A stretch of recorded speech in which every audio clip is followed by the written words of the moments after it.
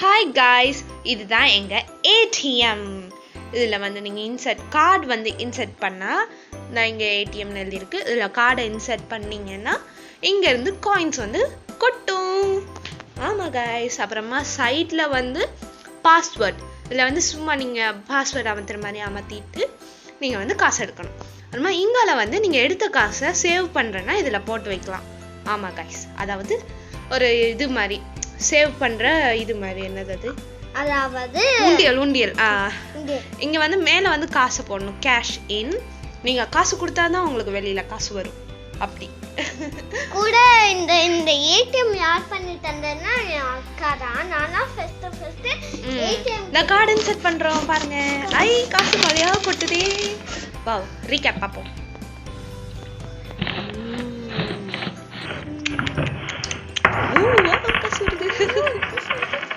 Yeah, cash out.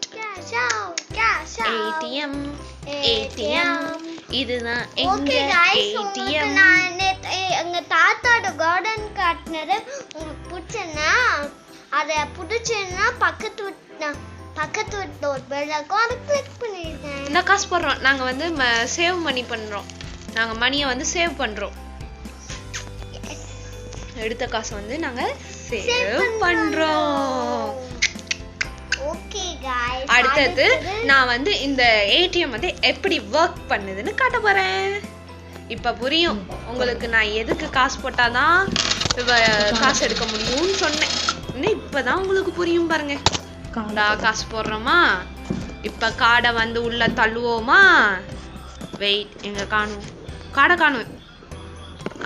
காடு வந்துருச்சு. ஐயோ, தள்ளுது காசு. உள்ள போயிருக்கு காசு.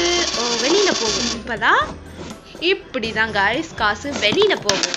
அம்மா இதுக்கு கீழே இங்க கீழே இருக்குல்ல அந்த ஓட்டை தெரியுதா உங்களுக்கு? இதுதான் சேவ் பண்றதுக்கான ஓட்டை. ரொம்ப சிம்பிள் தான் காய்ஸ், நீங்களே பண்ணலாம். ஒரு ஷூ பாக்ஸ் கூட நீங்க வச்சு பண்ணலாம். இது வந்து நான் எதை வச்சு பண்ணேன்னா நான் இது டாய் பாக்ஸ் வச்சு பண்ணேன். சரி guys, please subscribe, like and share.